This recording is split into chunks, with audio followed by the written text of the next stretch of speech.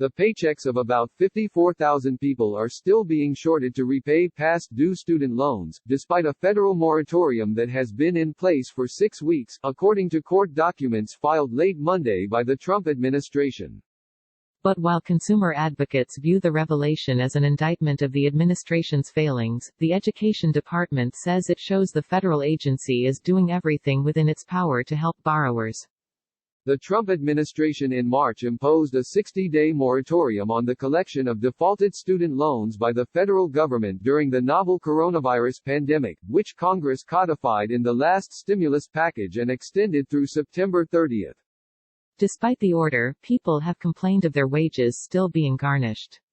A group of borrowers filed a class action lawsuit in April against Education Secretary Betsy DeVos and the Education Department for allegedly mismanaging the moratorium. A federal judge in the case requested the department produce a report on its progress in suspending garnishments. Borrowers sue Education Secretary Betsy DeVos for garnishing wages after Congress ordered halt.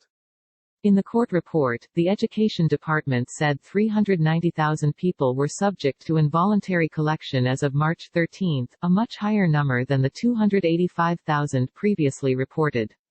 Of those borrowers, nearly 14% were still having money withheld from their paychecks as of May 7.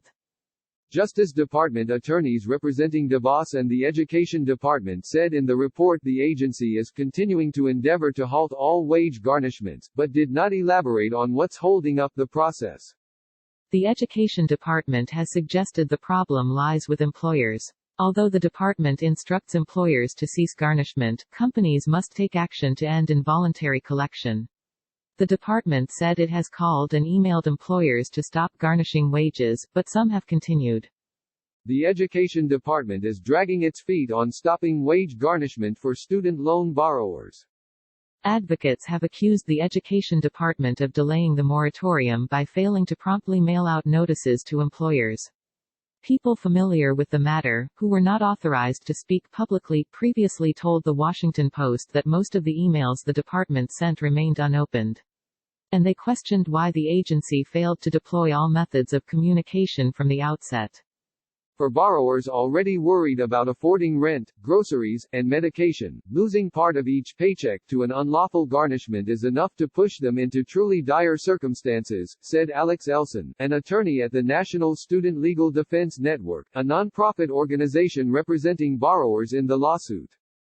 On Monday, the department mailed letters to nearly 37,500 employers who have continued to garnish wages, with a list of employees whose wages they should stop garnishing.